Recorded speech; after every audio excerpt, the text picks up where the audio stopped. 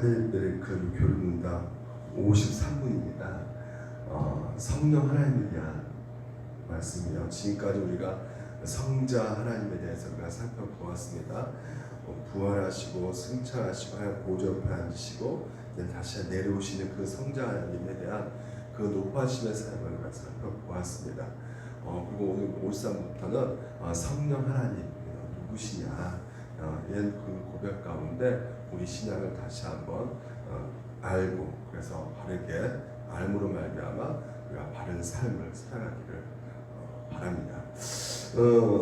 이 성령 하나님, 이 성령님에 대해서 많은 분들이 오해를 하고 계시죠. 지금도 많이 착각하신 분들이 많이 계세요. 실제로 초대교회 때부터 그랬어요. 이 성부 하나님, 성자 하나님에 대해서는 어느 정도 그것은 잘 정립돼 가지고 이렇게 신앙 고백으로 이렇게 의심할 것도 없이 그것이 잘 이렇게 체계화됐는데 이 성령 하나님은 이것 때문에 많은 이단들이 생겨왔었거든요. 초대교회 때부터 뭐 사세계 몬타뉴스 아주 신비주의자들이 완전히 한바탕 난리쳐보는 말미암아 이게 뭘까? 이게 성령에 대해서 어떻게 말을 할까? 어떻게 고백할까? 되게 망설여질 수밖에 없었고 실제로 지금까지 시간이 흘러가면 갈수록 이단들이 나타나가지고 성령 하나님에 대해서 잘못 설명하고 잘못되게 가르치고 있음으로 말미암아 많은 분들이 이 성령 하나님에 대해서 인식을 잘못하고 있는 경우가 많이 있어요. 그래서 이게 좀처럼 분별하기가 어렵습니다. 이 칼빈이 그것을 어떻게 아셨나 봐요. 칼빈이 이렇게 말씀하셨어요. 그래서 후대에 수많은 사람들이 성령을 빙자해 나타낼 것이다. 그때 그것이 참인지 거짓인지 바로 분별하도록 성령께서 친히 뭘 주셨다고요? 성경을 증거로 주셨다고 기독교 강요에 칼빈이 말을 하고 있습니다. 그러니까 앞으로 사람들이 성령의 불 뭐 여러 가지로 나타날 텐데 무엇을 통해서 이게 성령이 진짜 성령님이신지 분별할 수 있겠는가? 바로 성경에서 이것이 맞다면 이게 진짜고 성경에 이것이 아니라면 가짜라는 것이에요. 제가 군대 보초 섰다 그랬죠. 방인데 1년에 한 번씩 보초를 썼어요. 보초를 쓰는데요. 보통 이 보초 쓸 때 이렇게 당직자에게 중대장에게 알려줍니다. 암구어라고 해요. 암구어.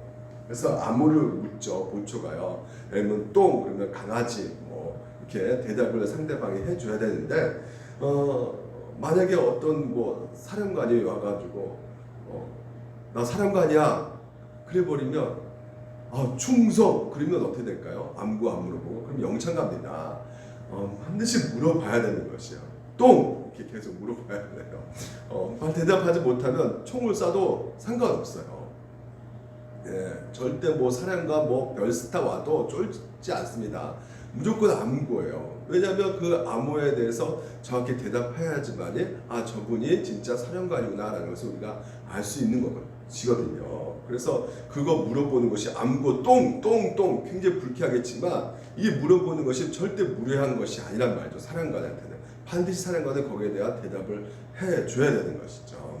마찬가지입니다. 성령 여러 가지로 우리가 체험을 한다고요. 또한 여러 가지 그 가르침들이 유튜브에는 굉장히 많이 성령이 이런 것이다 뭐 이렇게 많이 올려져 있단 말이에요. 근데 여러분 절대 그것을 고지곳대로 들으시면 안 되고요. 또 그것을 받아들이시면 안 되고 성경을 펼쳐놓고 성경의 가르침에 따라 잘 분별을 우리가 해야 된다는 것입니다. 이것이 절대 뭐 성령의 뭐 역사를 제한하는 것이 아니에요. 성령님을 무리하게 우리가 한 짓이 아닙니다.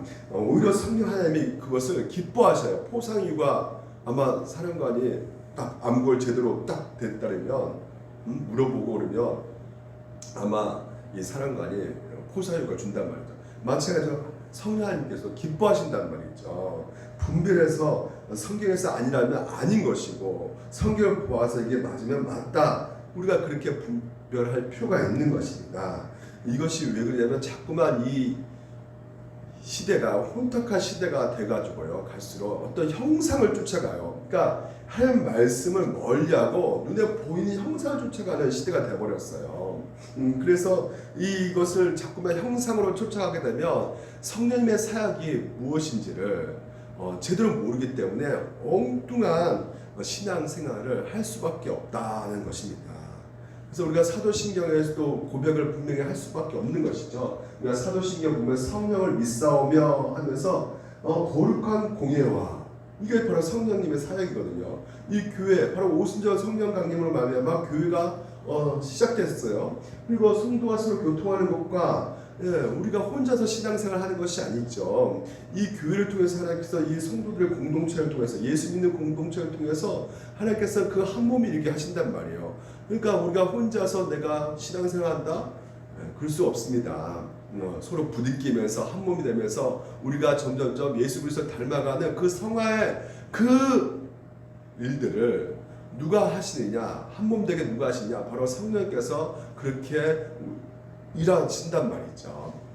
그리고 죄를 사여 주신 것과 제사함, 그리고 몸이 날 사는 부활, 그리고 영원히 사는 것을, 이 모든 이 구원의 여정을 누가 역사하시느냐, 누가 이렇게 사역을 하시느냐, 바로 성령께서 하신다는 것이죠. 그래서 우리 신앙생활이라는 것은 성경이 계시하고 있는 성령 하나님의 사역에 대해서 제대로 바르게 우리가 배워가지고 그 성령 하나님을 제대로 믿고 신뢰하고 의지하며 살아가는 것이 바른 신앙생활이다라는 것을 여러분 명심하시기 바랍니다.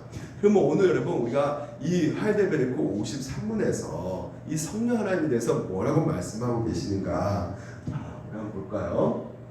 첫 번째는 하이델베르크에서는 성령님은 성부 하나님과 성령 하나님과 함께 잘 보세요. 참되고 영원한 하나님이시라는 것이에요. 할렐루야.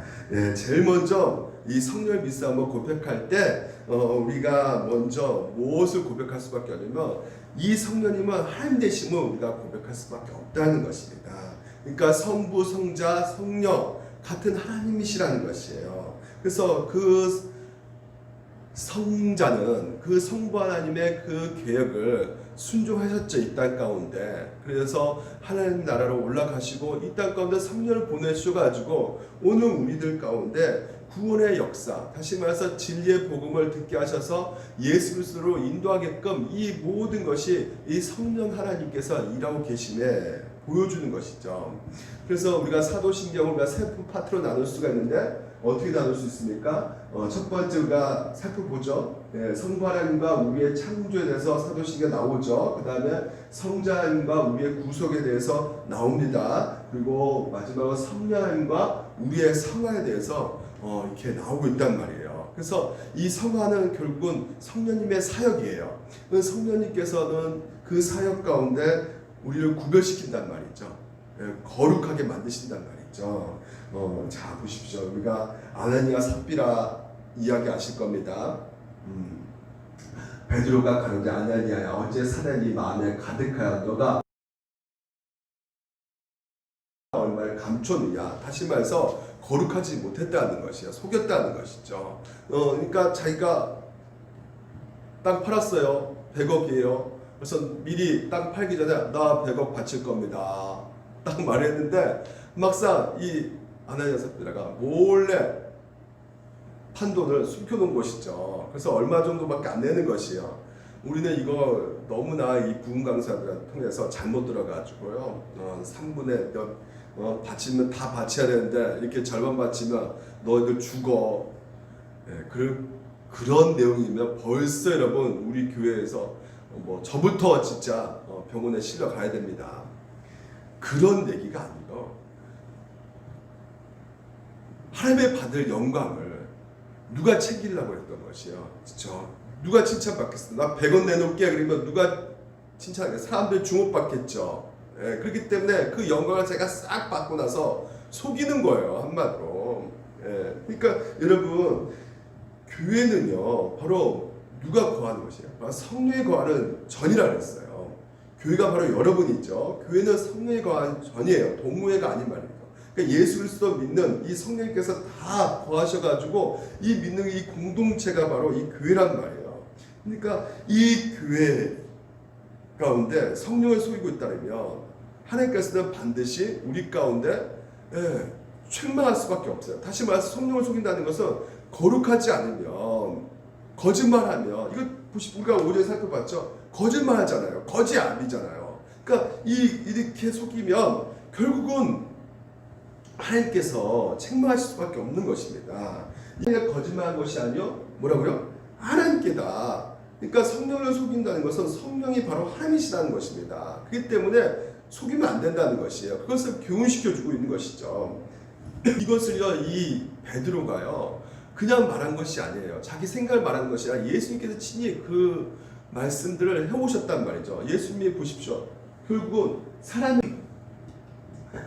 예수님께서 친히 베드로에게 말한 것이죠. 그러므로 너희는 가서 모든 족속을 제자를 삼아 아버지와 아들과 성령의 이름으로 세례를 주고, 그러니까 성부 하나님, 성자 하나님, 성령 하나님에 대해서 동일하게 증거하고 있음을 보여주고 있죠. 그리고 또한 성도들을 소개할 때도 삼일체적으로 소개하고 있어요. 자, 베드로전서 1장 2절입니다. 베드로전서는 베드로가 쓴 거 아시죠? 예, 곧 하나님 아버지 미리 아심을 따라 아버지 얘기 나와 있어요. 성부 하나님, 그 다음에 성령이 나와 있어요. 성령의 거룩하심으로 순종함과 그 다음에 예수 그리스도 나오죠. 이렇게 지금 현재 성도들 소개하고 있단 말이죠. 그리고 또 보시면 바울도 동일하게 얘기하고 있어요. 주 예수 그리스도의 은혜와 하나님의 사랑과 성령 교통하시는 너희 무리와 함께 있을지어다, 이 축도를 하고 있어요. 그러니까 동일하게 지금 현재 그 삼위가 동격으로 지금 현재 얘기를 해주고 있단 말이죠. 하나님이시라는 것이요. 우리를 너희와 함께 그리스도 안에서 경고하게 하시고, 예수 그리스도 얘기하고 계시죠. 우리의 기름을 부으신 이는 하나님이십니다. 하나님을 얘기하고 계십니다. 그리고 저가 또한 우리에게 인치시고 보증으로 성령을 우리 마음에 주셨느니라. 이 사역을 성부, 성자, 성령 이 삼위일체 사역 항상 같이 하고 있음을 지금 이제 보여주고 있다는 말이죠. 자, 놀랍습니다. 오직 하나님의 성령으로 이것을 우리에게 보이셨으니, 성령은 모든 것, 곧 하나님의 깊은 것이라 통달하신다고 말하고 있고요. 그리고 사람의 사정, 그러니까 사람의 사정, 이 사람과 그리고 이 영혼의 그 관계를 지금 현재 성령과 하나님의 관계를 그래서 지금 말해주고 있단 말이죠. 그러니까 사람의 사정은 사람의 속에 있는 영외, 그 영혼이 안단 말이에요. 그러니까 이와 같이 하나님의 사정도 하나님의 영외에는 아무도 알지 못하니, 그러니까 하나님의 그 무한하심을, 그 하나님의 깊음을 측량할 수 없는 그 무한하심을 누가 알 수 있겠습니까? 성령님이시라니까. 그러니까 성령님이 알기 때문에 성령 또한 뭐예요? 무한하지 않고서는 절대 하나님의 그 무한하심을 알 수가 없는 것처럼 성령도 정말 무한하신 하나님이시라는 것을 우리가 깨닫게 되는 것이죠. 그래서 하나님의 베르크에서는 성령님은 바로 하나님이시다, 참되고 영원하신 하나님이시다라고 지금 이제 설명해주고 있습니다. 문제는요, 많은 사람들이 이 하나님에 대해서 하나님이신데, 다시 말해서 인격적인 분이신데 너무나 많이 잘못되고 있는 것이 뭐 어떤 감화력을 주고 어떤 뭐 에너지고 물질이고 그 성령을 불받아라 뭐 파워 에너지 이렇게 성령님을 생각하는 경우가 너무 많이 있는데, 여러분 항상 성령님을 생각할 때는 그게 아니라 인격적이신 하나님이시라는 것을 여러분 늘 먼저 생각하시길 바랍니다. 자, 보십시오. 마음을 감추하시니까 성령의 생각, 지성을 갖고 계신단 말이죠. 여러분 인격적이라는 것은 지, 정, 의를 갖고 있다는 것이에요. 그래서 보십시오. 그의 모든 일을 같은 한 성령이 행하사 그의 뜻대로 의지를 갖고 있단 말이죠. 그리고 이와 같이 성령은 우리 연약함을 도우시다니 우리가 마땅히 그 바를 알지 못하나 오직 성령의 말할 수 없는 탄식으로, 말할 수 없는 탄식, 그 감정이 갖고 계신다. 이 감정이 있단 말이죠. 그래서 한숨을 쉰단 말이에요. 왜? 우리가 세상과 짝하니까, 세상과 같이 놀아다니니까 마음이 아프시고 근심하시고 슬퍼하신단 말이죠.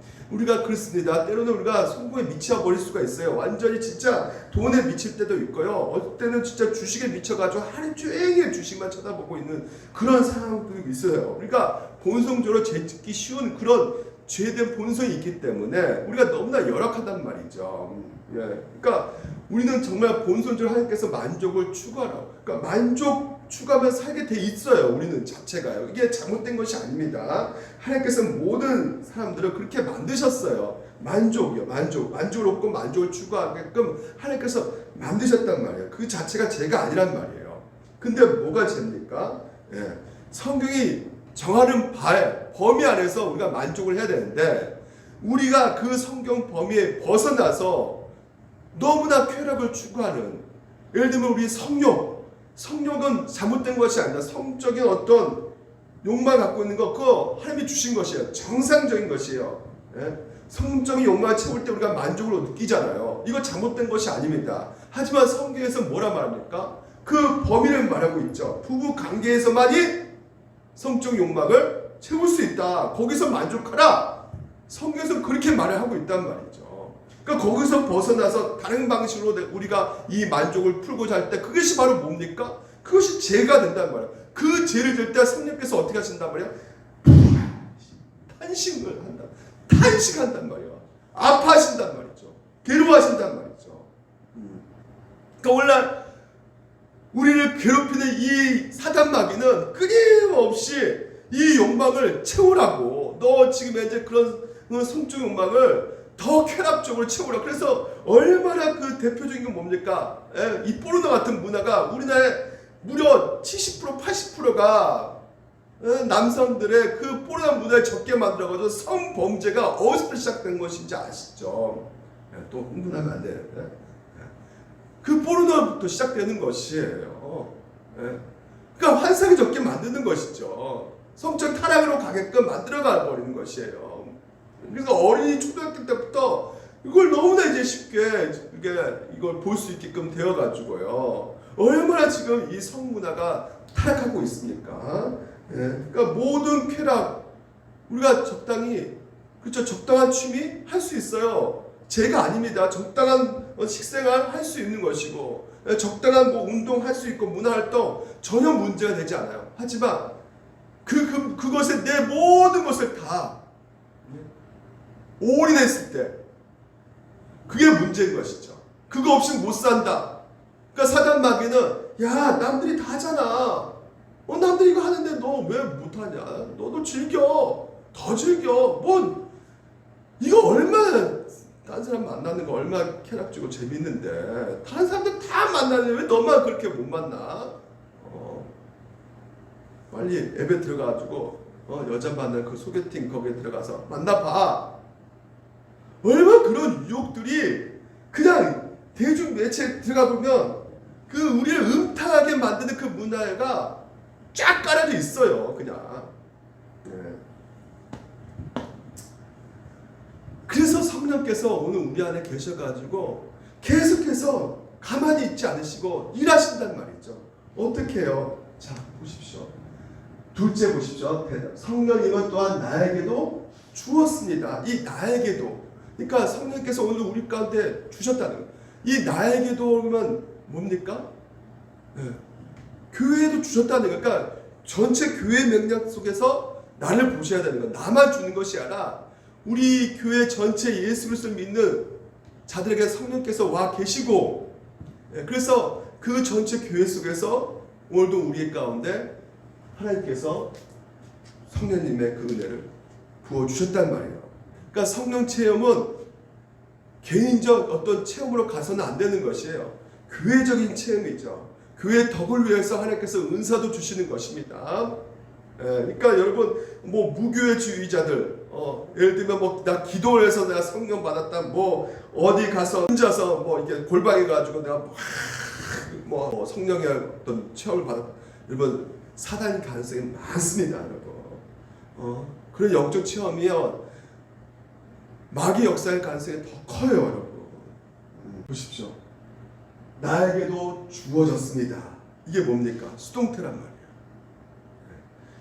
선물로 우리에게 주어진 것이란 말이죠. 어디를? 교회의 덕을 위해서. 성령의 은혜로 교회를 세워가기 위해서, 성령의 전이 이 교회를 세워가기 위해서 하나님께서 주신 것이란 말이에요. 그러니까 교회 선물로 우리의 각 성도들에게 은사를 부어주고 계시는 것이죠. 그러니까 여러분 뭐 방언, 신유, 여러 가지 뭐 직통 계시, 이런 것이요 결코 하나님께서는요, 보십시오. 우리는 너무나 오해하고 착각하는 부분이 무엇이냐면 뭐 어떤 것을 통해서 내가 원리를 터득하면 이렇게 영적인 어떤 그 신비로운 은사, 신유의 은사든지 뭐 방언이 직통계시 내가 받을 수 있다, 통변도 받을 수 있다, 이렇게 생각을 한단 말이죠. 그래서 뭔가 내가 하면 된다고 생각을 하는 것이에요. 그래서 그런 원리와 방법을 가르쳐 주는 그 프로그램이나 유튜브가 굉장히 많단 말이죠. 여러분, 사도행전 가면요, 이 시몬이 나옵니다. 마술사 시몬. 이 마술사 시몬이 성령님을 뭘로 살라고 했습니까? 돈으로 살라고 했어요. 그러니까 이것이 굉장히 무서운 것입니다. 중세 시대 때도 성직 매매가 있었어요. 돈으로 이 성직을 샀단 말이죠. 이건 뭐예요? 성령님, 신성 모두 하나님을 욕하는 것이에요. 하나님의 모두 얼마나 하나님이 이거 싫어하시는지 돈으로 내가 살 수 있다고 생각하는 것이에요. 그러니까 성령 충만을 받으면 내가 뭔가 은혜의 대가를 지불하면 내가 은혜를 받을 수 있다고 생각을 하는 것이죠. 그러니까 방어 은사도 그렇죠. 그리고 내가 어떤 것을 맞는 방법을 가르쳐 준다는 것이에요. 이렇게 하면 이렇게 된다는 것이죠. 뭐 하루에 3시간씩 아니면 뭐 금식을 하다든지 아니면 금욕적인 생활을 하다든지 뭐 영성가들이 그렇게 가르쳐 주는데 저는 물론 그들 가르침에 뭐 다 틀린 것은 아니고 맞는 부분도 있을 수 있겠죠. 하지만 그런 부분에 있어서 뭐 금욕, 뭐 여러 가지 금식, 뭐 여러 가지 이런 것들은요, 이미 기도한 말씀 같은 경우는 우리 믿음의 선배들이 이미 우리 가운데 말씀해 놓으신 것이고요. 문제는 마음의 동기란 말이에요. 여러분, 대가를 지불해서 획득한다는 식으로 우리가 생각해서는, 그래서 그렇게 내가 행으로 말미암아 내가 이렇게 된 것이다 하면서 나를 드러내는 그 상황 속에서는 우리가 율법주의가 될 수밖에 없게 되는 것입니다. 다시 말해서 잘못된 신앙의 형태가 생길 수밖에 없는 것이에요. 그러니까 말씀과 기도 강조할 수가 있죠. 하지만 이걸 내가 대가로 해가지고 이거 함으로 말하면 내가 이것을 획득했다, 아니에요. 주어졌다는 것입니다. 여러분, 하나님께서 선물로 주신 것이란 말이에요. 은혜의 방도란 말이죠. 그러니까 여러분, 말씀도 기도도 마찬가지예요. 무조건 말씀, 기도 열심히 한다고 해서 은혜 부어주는 것이 아닙니다. 하나님이 주셔야지만 되는 것이죠. 그렇죠? 하나님이 하셔야만 되는 것입니다. 그러니까 하나님이 하셔야 된다는 것을 아는 자는 뭘 하겠어요? 그냥 말씀의 기도밖에 없다는 것을 알고 거기에 참여할 수밖에 없는 것이죠. 말씀 기도 본단 말이에요. 한단 말이에요. 네. 왜? 그것을 통해서 하나님께서 은혜를 공급해 주신다는 것을 알기 때문에. 그러니까 내 마음의 동기의 차이를 보셔야 되는 거죠. 내가 시모니즘, 다시 말해서 내가 뭔가를 해가지고 내가 획득하려고 하는 거, 아니면 은혜의 방도로 생각하느냐. 근데 은혜의 방도로 생각하는 자들에게는 당연히 뭐가 나올 수밖에 없어요? 그렇죠. 성령의 열매가 나올 수밖에 없는 것이에요. 그게 바로 겸손이죠. 그러니까 자랑하지 않죠. 내가 내가 이렇게 하는데 내가 방언을 3시간 동안 하는데 내가 병도 고치는데 뭐 이러면서 자랑이 나올 수가 없는 것이에요. 성령의 은사, 여러분, 성령 충만함이 우리가 오해하고 있는 부분들이요, 제가 전에도 말씀드렸지만 성령 충만함은 성경에서 자세히 보십시오. 에베소서에 보게 되면 술 취하지 마라, 이는 방탕한 것이 성령 충만을 받으라는 것이에요. 그러니까 여러분, 우리는 방어 은사하는 그 3시간 동안의 성령 충만이라고 생각하고 병 고치고 이런 것들이 신유 은사가 성령 충만이라고 생각하는데 성경에서는 그런 것을 말한 적이 없어요. 그러니까 성경이 가는 대로 우리가 가야 돼요. 왜? 성경에 그렇게 말한 적이 없기 때문에. 그럼 성경에서 성령 충만에 대해서 뭐라 말하냐? 에베소서에 말하고 있단 말이죠. 성령 충만 받으라 말씀하시면서 뭐라 그럽니까? 시와 찬송과 성령의 노래들로 서로 화답하며 너희 마음으로 주께 노래하며 찬송하고 범세 우리 주 예수 그리스도의 이름을 항상 아버지께 하나님께 감사하고, 그리고 뭐요? 그리스도를 경외함으로 피차 어떻게 해요? 복종하는 것입니다. 다시 말해서 오늘 성령 충만을 받는 자는 무슨 상태가 되는 것이냐? 서로 어떻게 해요? 네, 아내는 자기 남편 복종하기를 주께 하듯 하고, 이게 바로 성령 충만인 거예요. 남편은 아내를 어떻게 해요? 네, 교회를 사랑하듯이 예수님이 네, 사랑하는 것입니다. 그리고 부부 관계, 자녀와 부모의 관계, 상전의 관계, 이런 모든 관계를 에베소 6장에서 설명해주고 있단 말이죠. 그것이 바로 성령 충만함이라는 것이에요. 사도행전에 가보게 되면 집사를 뽑을 때 뭐라고 말합니까? 방화원사 3시간 하는 사람 뽑으라고 말한 적이 없어요. 신인유사 일으킨 사람을 그 집사를 뽑으라고 말한 적이 없어요. 뭐라고 합니까? 성령과 지혜가 충만하여 칭찬받는 사람 7을 택하라 말하고 있어요. 그러니까 그 당시만 칭찬받는 사람이 어떤 것이요? 회개 정직하게, 성실하게, 착실하게, 착한 사람, 분별력 있고 정직한 사람.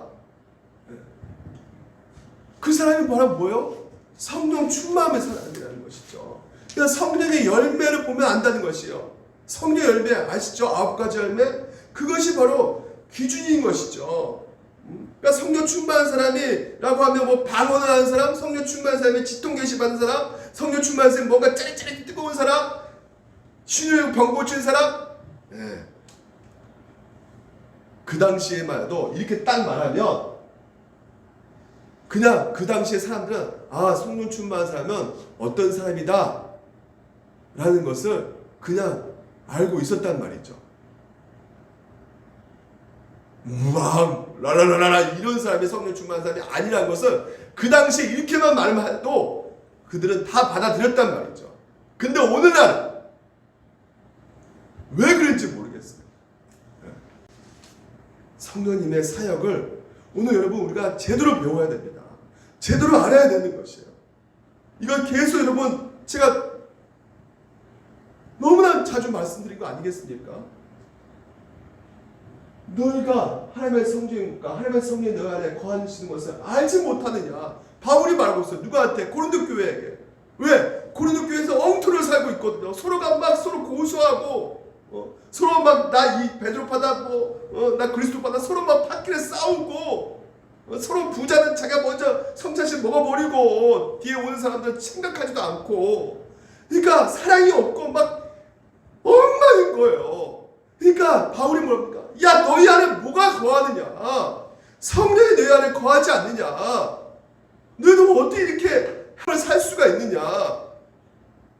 오히려 막 그런 은사 같은 거 집회하는 오히려 이것이 아무리 너희들 방언하고 뭐 예언하고 한때라도 너희 안에 사랑이 없으면 우리는 깽가리 받게 되지 않는다.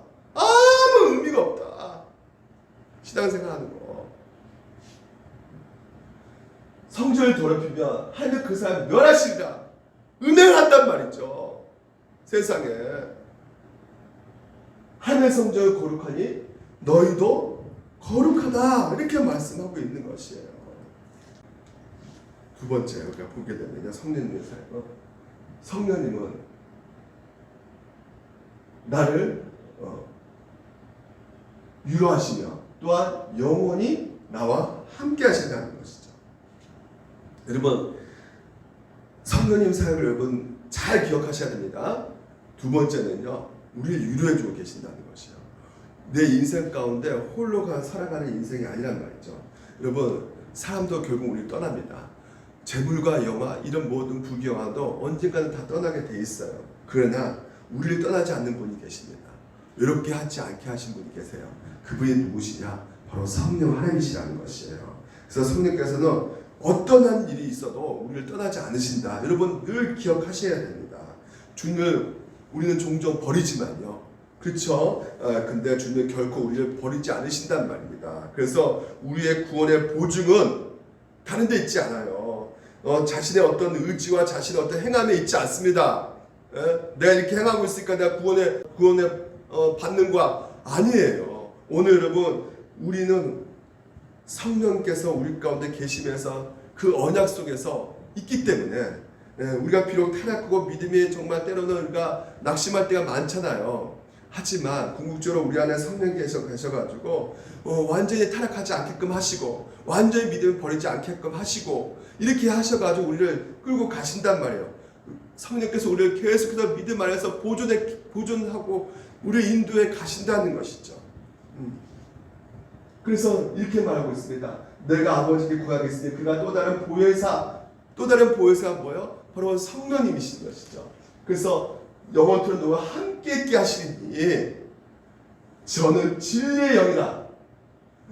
그리고서 뭐랍니까? 저는 너희와 함께 거하시며 또 너희 속에 계시겠습니다. 이렇게 말하고 있어요. 성령님은 오늘도 우리하고 영원히 함께 하십니다. 그러니까 자꾸만 우리가 이 감정적으로 생각해가지고 내 안에 기분이 꿀꿀하면 성령님께서 뭐 안 계시니까 막 어떻게 찬양이라도 더 뜨겁게 부르며 뭐 찬양 여러분 내 감정을 막 북돋아가지고 억지로 해가지고 이게 성령께서 뭐 역사하시는 어떤 것으로 이렇게 생각하시면 안 돼요. 성령께서는 오늘 우리 가운데 분명히 말씀하시죠. 저는 진리의 영이라는 것이에요. 우리가 청교도를 보게 되면 청교도는 말씀이에요. 말씀을 통해서 우리 가운데 알게 해주신단 말이에요. 그러나 진리의 성령 오시면 그가 너희를 모든 진리 가운데로 인도하시리니 이렇게 말하고 있습니다. 그러니까 오직 예수님부터 듣는 것을 성령께서는 말씀하고 계시기 때문에 성령께서는 장래일을 말씀하신다는 거예요. 이 장래일은 뭡니까? 예수님이 지금 아직까지 십자가 부활 안 하셨잖아요. 십자가 부활을 오늘도 성령께서는 우리 가운데 지금 현재 말씀해주고 이게 장래일이에요. 예수님이 다시 오신다는 그 재림 장래일이란 말이죠. 이건 분명하게 오늘 우리 가운데 알게 해주셔가지고 우리가 이것을 믿고 있지 않습니까? 십자가 부활 믿고 있지 않습니까? 주님 다시 오신 거 이 장래일 이건 믿고 있지 않습니까? 이게 다 성령께서 하고 계신단 말이에요. 그래서 성령님은 수주보하세요. 자기를 숨기신단 말이에요. 그걸 누굴 드러내신다고요? 예수님을 오늘도 드러내신단 말이죠. 예수님을 밝히 알려주신단 말이에요. 그래서 성령 충만 결국은 뭐예요? 예수 충만인 거예요. 결국은 또 뭡니까? 말씀 충만으로 가는 것이죠. 여러분 이게 하이델베르크에서 말하는 성령님의 사역인 것이에요. 저는요 성령님의 사역을 예전에는요 굉장히 거부를 했어요. 그러니까 왜 그러냐면 이 성령 받았다는 사람들이 막 기도하는 거하고 막 뭐 여러 가지로 하나님께서 오늘도 당신에게 이렇게 가르쳐 주시다고 뭐 이렇게 말씀하시는 무당처럼 말씀하시는 분들 보게 되면요 막 그들의 삶과 그들의 이렇게 뭐 그 은사에 대한 어떤 체험적인 것을 얘기하는 그거하고는 전혀 따로따로 노는 것을 내가 너무나 많이 봤거든요. 그래서 성령님이 뭐 진짜 역사한다는 거 별로 저는 그렇게 크게 기대하지도 않았는데 말씀을 보니까요 그게 아니다 이거예요. 말씀 보십시오. 만일 너희 속에 하나님의 영이 거하시면 너희가 육신에 있지 아니하고 영에 있나니 누구든지 그리스도의 영이 없으면 그리스도의 사람이 아니라는 것이에요. 그러니까 성령님은 바로 뭐예요? 그리스도의 영이라는 것이죠. 그러니까 그리스도 영, 예수님이 이 땅에 계실 때 육신이 있고 몸으로 오셨잖아요. 그래서 오늘도 영으로서 우리와 함께 하시는 그 예수 그리스도는 뭘로 하신다는 거예요? 성령님께서 성령 그리스도입니다. 그러니까 같은 분이란 말이에요. 그러니까 내가 예수님을 알고 싶다는 것은 결국 무엇이니까? 성령님을 아는 것이란 말이에요. 따로 우리가 분리할 수 없는 것이죠. 내가 예수님을 사랑한다는 건 결국 뭐예요? 성령님을 사랑하는 것이죠. 왜요? 성령 받는다는 것은 결국은 예수님이 내 안에 계신다는 거거든요. 그러니까 예수님이 내 안에 계시고 내 안에 계셔서 실제로 그분이 나의 삶을 지배하는 것이 바로 이 성령 받는다는 것이 아니겠습니까? 그러니까 성령이 내 마음속에 계시기 때문에 위로가 되는 것이에요. 영원히 나와 함께하고 계시기 때문에 위로가 되는 것입니다. 여러분 우리의 삶 가운데 늘 불안하지 않습니까? 코로나 때문에 지금 현재도 늘 불안하고 열심히 살아가는데도 불구하고 이 자연적 환경 가운데 내 잘못도 아닌데 왜 이렇게 문제가 생기고 낙심 가운데 있는지 우리는 자꾸만 그 유의를 봐요. 그러니까 유의를 보면서 자기 자신을 비교하면서 근데 유의를 보면 예를 들면 그 어린 원숭이들이 높은 가지에 있는 그 어른 원숭이 보거든요. 그러니까 자기는 못 올라가니까 높은 가지에 있는 그 어른 원숭이를 보고 그 할아버지 원숭이 왕이죠. 그 왕이 높은 데 있어요. 그러면 애들은 그 아주 그 굵은 가지 밑에서 딱 있단 말이에요. 질비하게. 위에 있는 그 늙은 원숭이 보면서 부러워한단 말이죠. 근데 그 위에 있으면 안 불안합니까? 가지가 흔들흔들 걸려요. 위로 올라갈수록. 거기 매달려 있단 말이죠. 이 세상이 그렇단 말이에요. 결코 이 세상 가운데 우리가 삶을 살아가면서 사고도 당하고요. 문제가 생기고요. 어려움들이 내년에는 또 어떻게 일어날지 모르는 그 인생을 우리가 살아가고 있는데 이럴 때 이런 불확실한 이 상황 속에서 누군가 인도자가 있었으면 좋겠다. 이런 생각들이 우리 가운데 저절로 생길 수밖에 없단 말이죠. 불안하니까. 그래서 우리 상황 속에서 진짜 살아가면서 나를 인도할 사람은 누구인가? 무릇 하나님의 영으로 인도함을 받는 사람은 곧 뭐라고요? 하나님의 아들이라는 것이요. 여러분을 누가 인도하신다? 성령 하나님께서 인도하신다는 것이요. 그러나 진리의 성령이 오시며 그가 너희를 모든 진리 가운데로 인도하신다는 것입니다. 그러니까 여러분 말씀을 통해서 성령의 음성을 들으시기 바랍니다. 성경 말씀을 통해서 들으신 성령의 음성을 여러분들이 들으셔야 되는 것이에요. 오늘도 예수님을 알 수 있도록 하나님께서 주신 선물이 바로 무엇이냐? 성령님과 성경인 것이죠. 그래서 성경을 통해서 예수님이 누구신지를 알려주시고 결국은 우리가 개인적으로 인격적으로 우리가 그 말씀을 통해서 우리가 보았을 때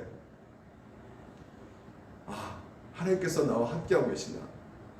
누가 가르쳐줘요? 성령님께서. 그 세바스찬 바 아시죠? 음악의 아버지. 원래 이분이요 65세까지 무명 작곡가였어요. 성당에서 바르게 오르간 친다. 늘 악보를 만들었는데요. 그 천재 중 천재잖아요. 근데 그것을 인정을 못 받았어요. 그래서 그냥 쓸쓸하게 이렇게 죽어갔는데 나중에 그 그 악보를 그 아내가 그냥 헐값에 그냥 막 처분해 버렸어요. 다. 그 아주 많은 그 악보를. 근데 그 악보를 누가 샀냐면 100년이 지나죠. 이 100년에 어떤 한 청년이 그 악보를 구입하게 됐는데요. 그 악보를 구입해가지고요. 오케스트라 딱 세워가지고 이제 그것을 연주해야 되는데 그 곡이 마태 수단곡입니다. 그러니까 이분이 누구냐 바로 멘델스존이에요. 이 멘델스존이 이 바의 명곡을 연주할 수 있었던 것은 뭐예요? 그 마태 수단곡의 그 악보를 발견했기 때문에. 그래서 그 악보를 딱 보면 뭐 콩나물 대가리밖에 없지 않습니까? 근데 그 악보 가운데 숨어 있었던 그 정신이 거기에 담겨져 있는 것이죠. 그래서 그 음악적인 영감을 이 오케스트라 다시 말해서 연주하면서 그것을 흠뻑 느끼는 것이고요. 바울의 그 정신과 바울의 사상과 바울의 그 음악적인 어떤 영감을 그리고 그 연주를 듣는 그 청중도 같이 그것을 그 바울의 정신이 느낄 수밖에 없는 그 상황 속에 있게 되는 것이죠. 마찬가지로 성경도 마찬가지예요. 이 성경이 누구 얘기라고요? 예수님의 얘기입니다. 그러니까 예수님을 오늘 우리와 함께 하시고 예수님께서 우리를 소생케 하시고 예수님께서 나의 길을 인도하고 계시고 이 모든 것을 알려주신 분이 그 예수님의 그 마음을 오늘도 우리 가운데 전달해 주는 분이 누구시냐? 바로 영감 주신 바로 성령님이시라는 것이에요. 그래서 이 성령께서 오늘도 우리 가운데 계셔서 우리를 인도하고 계신다는 것입니다. 근데 왜 우리는 그것을 지금 현재 못 느끼고 있느냐? 왜 그럴까요? 우리가 왜 그 성령님의 그 말씀을 음성을 우리가 잘 듣지 못한 이유가 이것만 말씀드릴게요. 바로 우리 안에 죄 때문이라는 말이죠. 육신에 따르는 자는 육신의 일을, 영을 따르는 자는 영의 일을 생각하나니 육신의 생각은 사망이요 영의 생각은 생명과 평안이라. 육신의 생각을 한단 말이죠. 여기 생각이 뭐냐면 그 원어 뜻이 고정시킨다는 거예요. 다시 말해서 거기에만 관심을 집중시킨다는 것이죠. 그러니까 육신의 일에 마음을 가지고 거기에만 모든 것을 신경을 쓴단 말입니다.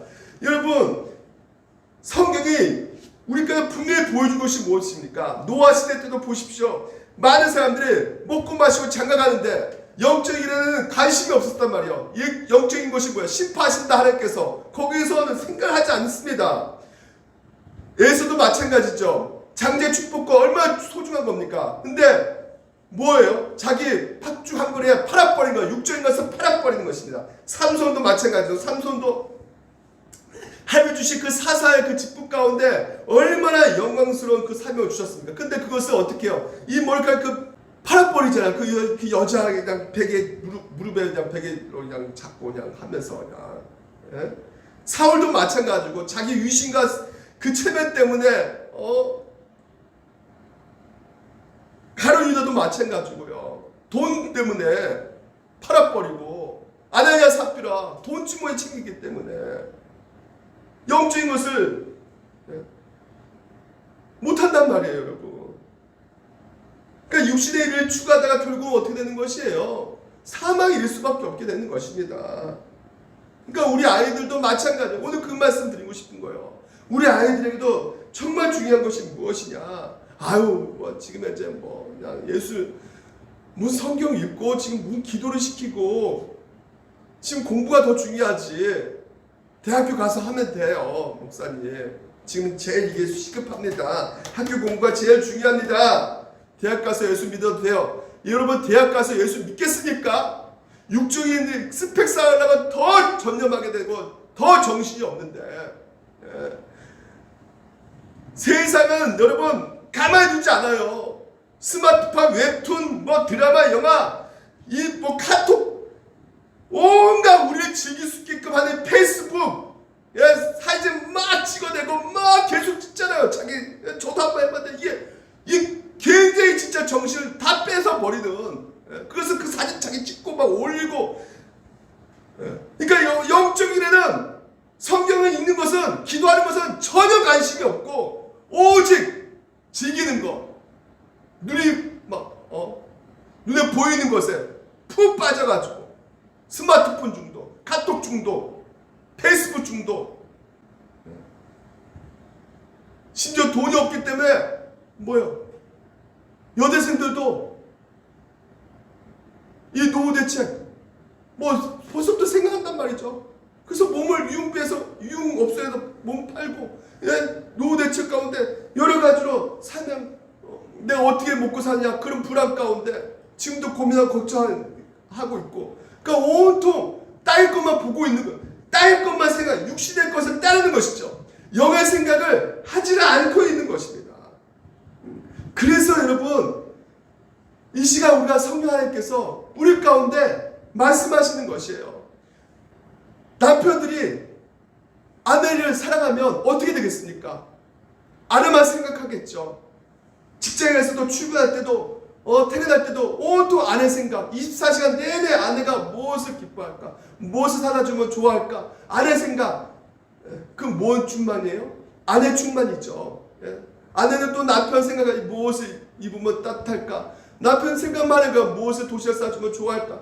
남편 생각만 하는 거야. 24시간. 그럼 뭐야? 남편 충만이죠. 성령 충만도 뭡니까? 성령께서 오늘 내 계시는데 오늘 나를 통해서 진리의 영, 이 말씀을 계속해서 우리 가운데 가르쳐 주시는데 성령께서 무엇을 좋아하고 계시고 내가 이거 하면 싫어하고 계시고 그 모든 것들을 성령께서는 깨닫게 해주시는데 하면서 성령 하나님을 늘상 생각하는 거 이게 바로 성령 충만이라는 것이죠.